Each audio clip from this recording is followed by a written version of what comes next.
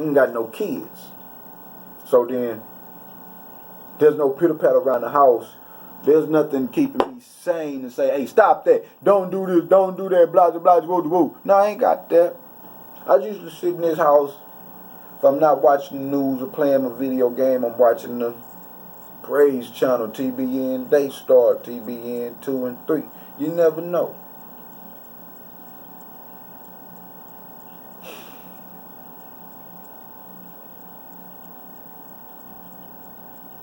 Look, the bottom line is,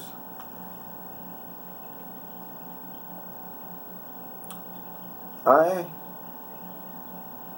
am so tired of being overlooked, of being shitted around and being pulled at. I'm tired of serving people who I know I am better than. It's not personal opinion.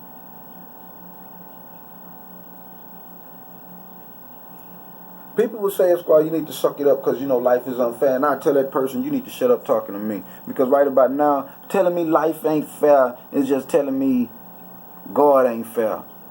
God gave me life and God is life. And God is a fair God. So at some kind of point, there has to be evening out of what's going on. From all the bad, there has to be a good coming. Because if God is life and life is life, then there ain't no such thing as life is bad. Life is good, and it gotta be. There gotta be something coming. Can I see it? No, I can't see it. Can I feel it? No, I can't feel it. But what I do feel is a lot of anger, which is why I keep sitting here talking.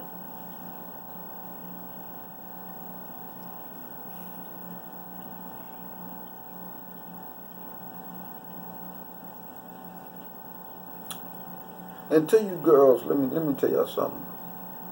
I am who I am. I'm not gonna change. Okay? I'm in my 30s. I'm over my mid-30s. So I'm done with trying to change to please you. Why don't you give your boy a chance? Instead of trying to say, well, you comparing me to this and comparing me to that person, why don't you give me a chance then? Give me a chance and see where we stand. Y'all sit back. Let me tell you something. Women miss a lot of good things that God put in front of them because appearance. And the person will say, well, appearance don't matter. Doggone it, appearance matter. The person that tells me appearance don't matter, I look at them and I realize they don't got no problem with that. Yeah, appearance matters.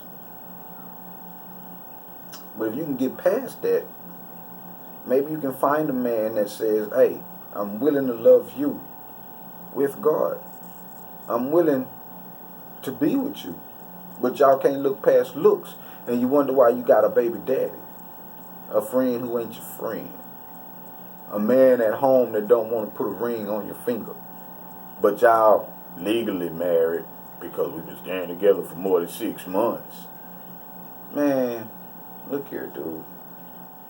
I'm not gonna lie.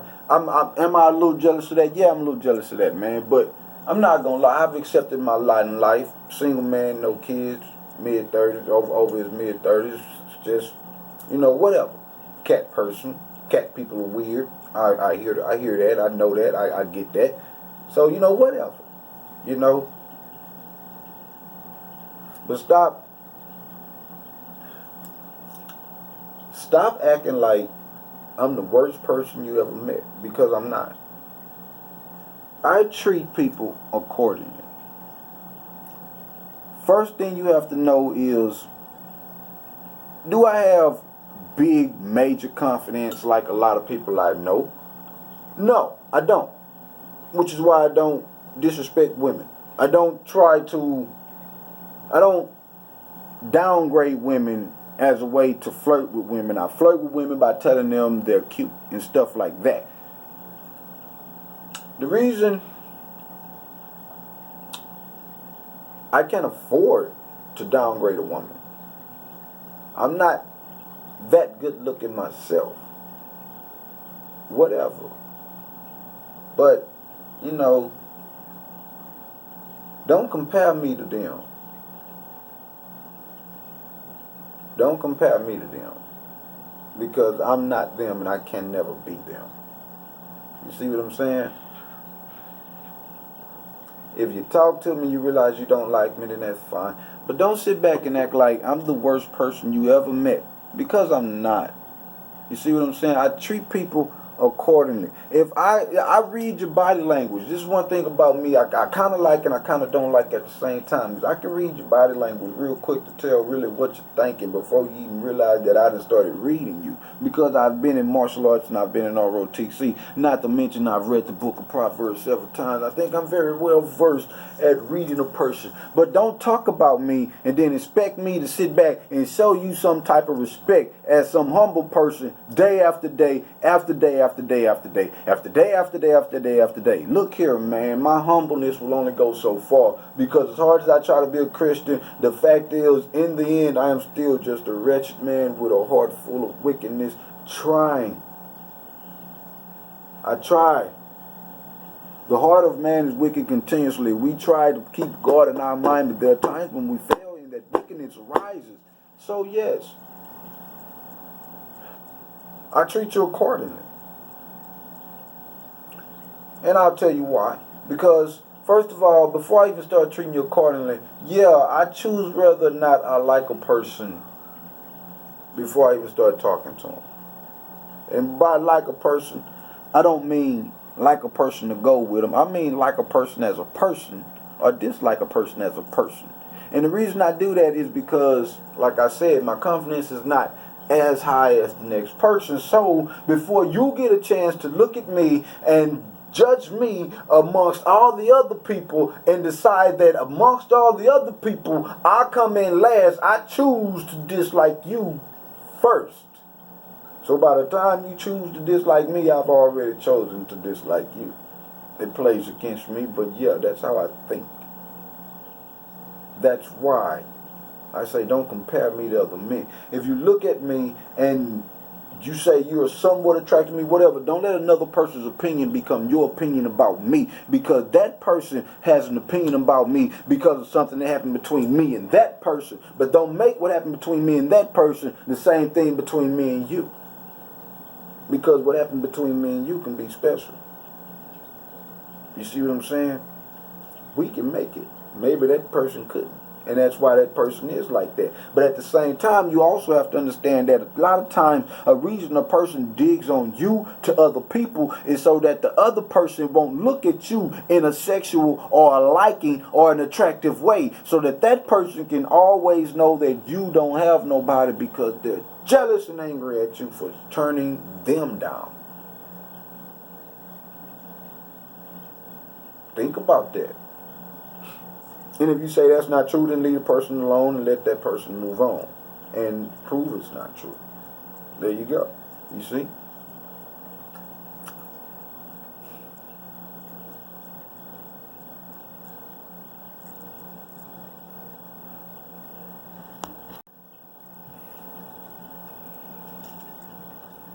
And to that matter, parents, let me tell y'all something.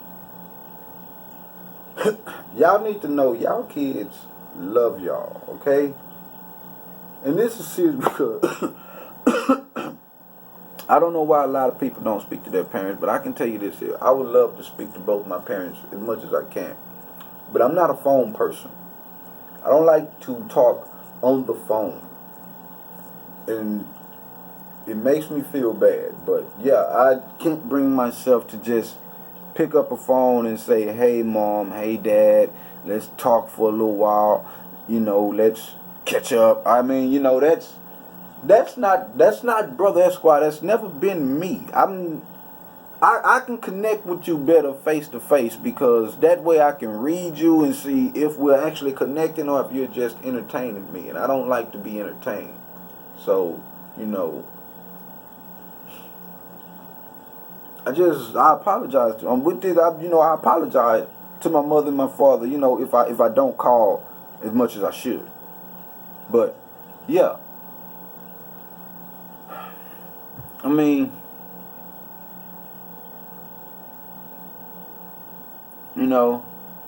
I'm starting to feel like, you know, like I got a lot off my chest. You know what I'm saying?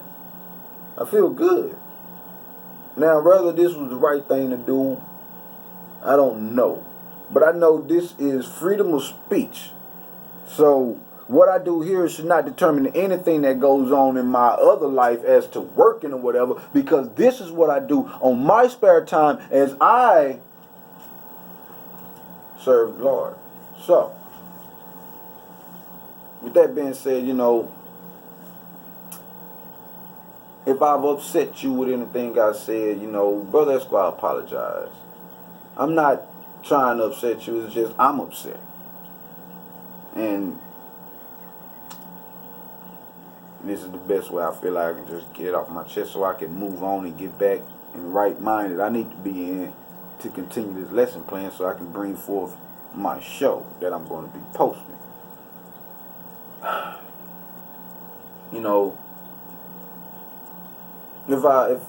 If I offended you, I apologize. If I've disappointed you, I apologize. But just,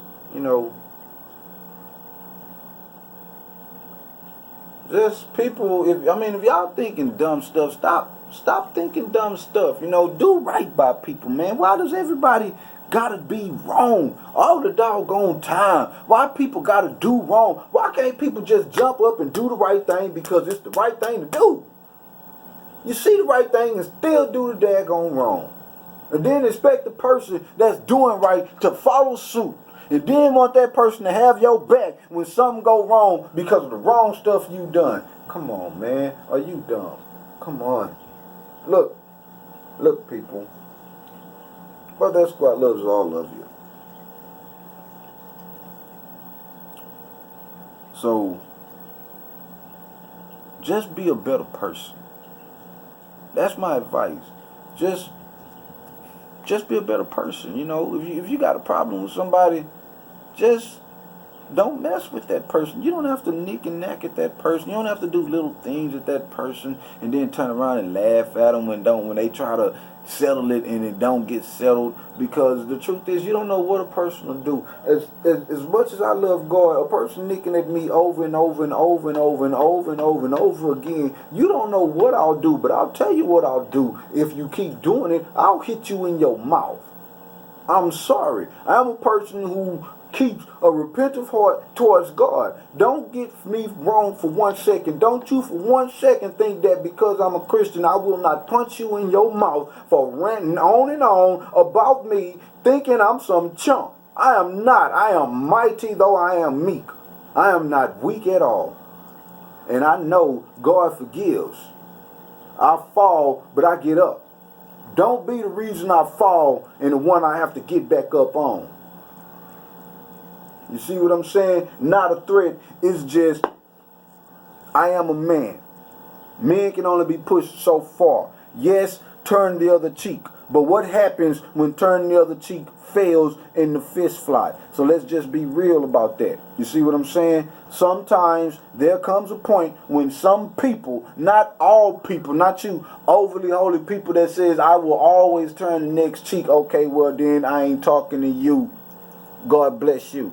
Okay? I'm talking to the people that in their heart, they have a heart for God, they have a mind for God, they have a will for God, and they try their hardest to serve God, but there are just times when they say, God, it just seems like you're telling me you will not solve this. And in those times, things happen. God forbid dumb shit. Okay? Let's just be better people, man. Let's treat people. Let's treat everybody better. I ain't gonna pray for no world peace because that's stupid. How can you pray for world peace knowing that the Bible says at the moment the world starts screaming peace, peace, then sudden destruction comes upon them as travailed upon a woman with child, and they shall not escape. Come on, man. But I will pray for the betterness of men's souls and hearts. A mind, a will for them to serve God. so that we who love God can be who we truly are on the inside. All the things that we know about God that we want to talk about all the time. And we can't because the world is wicked and they don't want to hear it. And so we are like trapped in this world.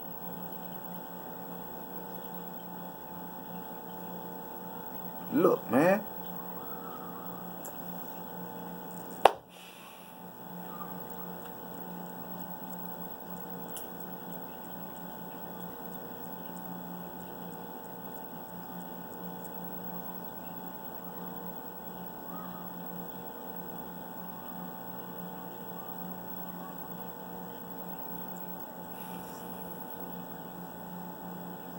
You know what?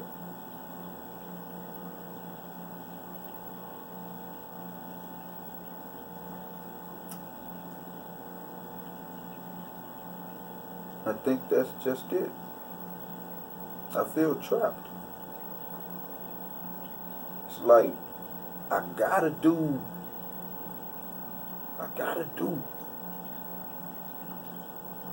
And at some point, I just don't want to do no more. I mean, if it's not for God, I don't want to do it. I don't have the will, the want to keep getting up and going to work every day, serving somebody else, and never getting ahead in life. Never getting a good night's sleep.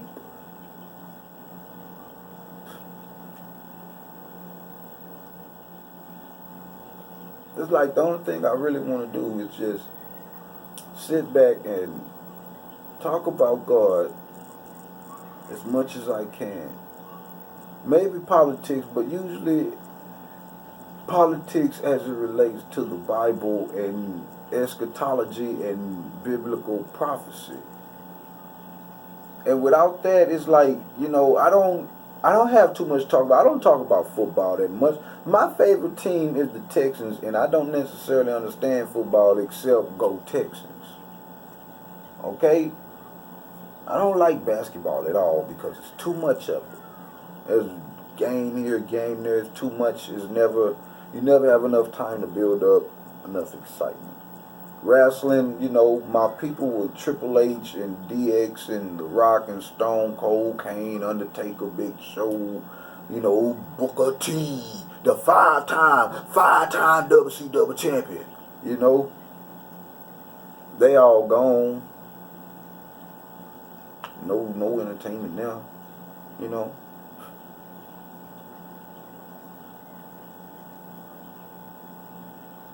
I mean, I don't know what I'm trying to say. I guess, I'm just trapped. I'm just trapped. Sometimes I think, if it wasn't for my cats, I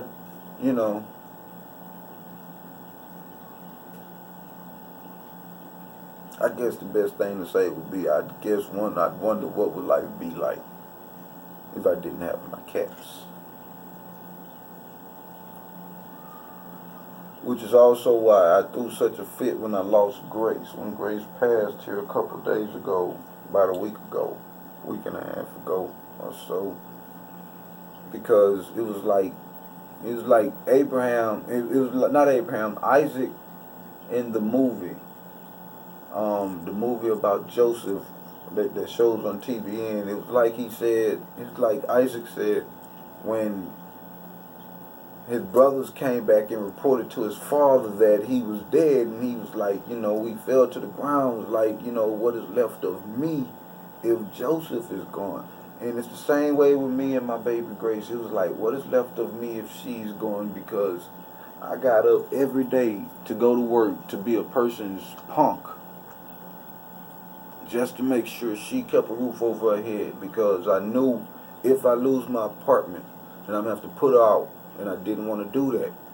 Or I would have to go move with my parent or my brother or my sister, anybody, and they might not want to take her, which means I would have to get rid of her. And I didn't want to do that. So I did what I had to do for her as a parent does for their kids, to make sure that their kid keeps food, water, clothes, and a roof over her head, although she was born with her clothes being her fur.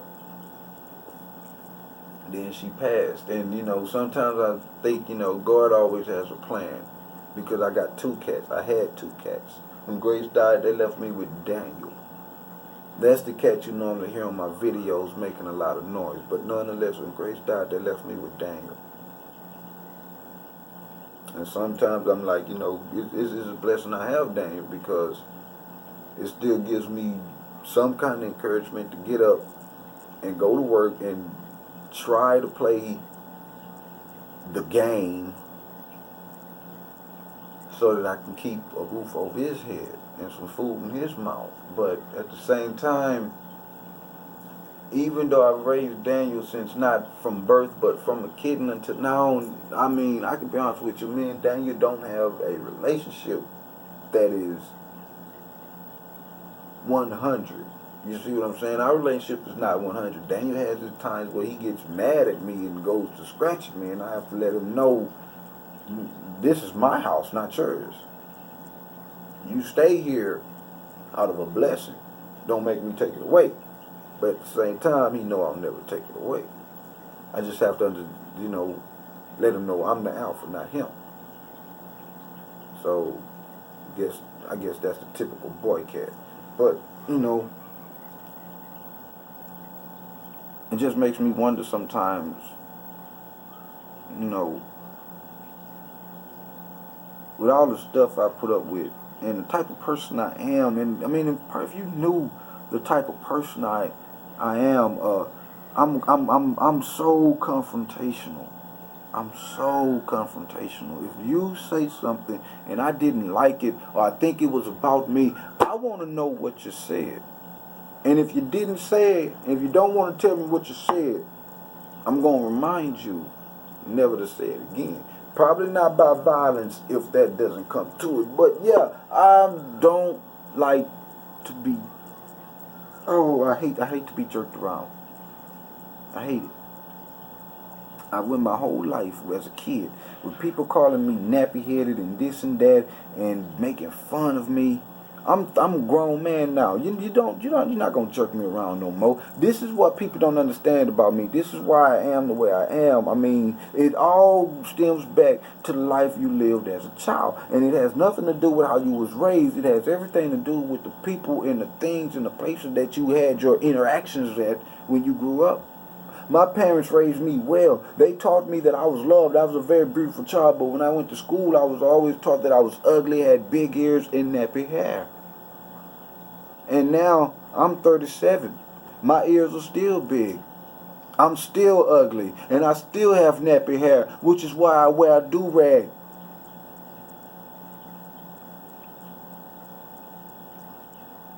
Which, you know, I guess that would explain why I guess my confidence is not that high up.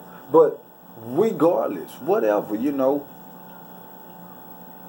Oh man, I tell y'all.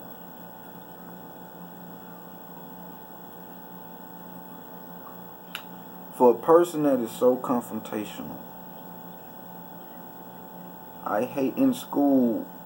I hated PE, so I dropped out of PE and started taking martial arts because it suited me. As a person who is so confrontational, to have to suck up so much unrighteousness is deafening. It's deafening to the ears. It makes it to where you can't think. You can't hear. You just don't want to be there.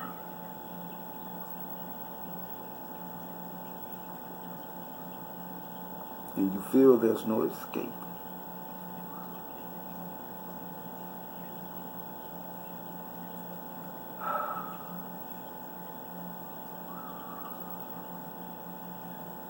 I know God loves me. And I know He has a plan for me. I can't see it. I've prayed so much to change certain things in my life. instead of those things changing, they have gotten worse and worse. So much so to the point that I'm actually sitting here just ranting on and on.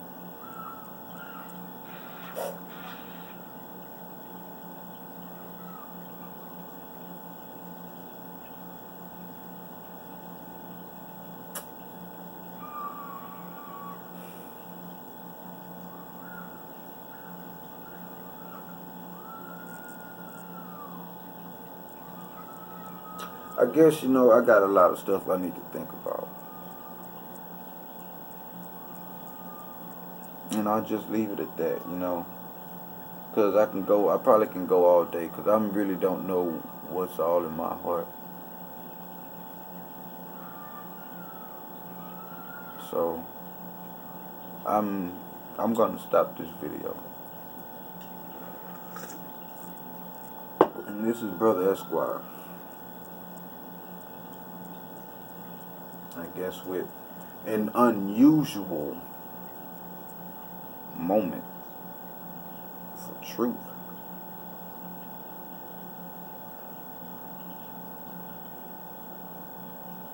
Good night.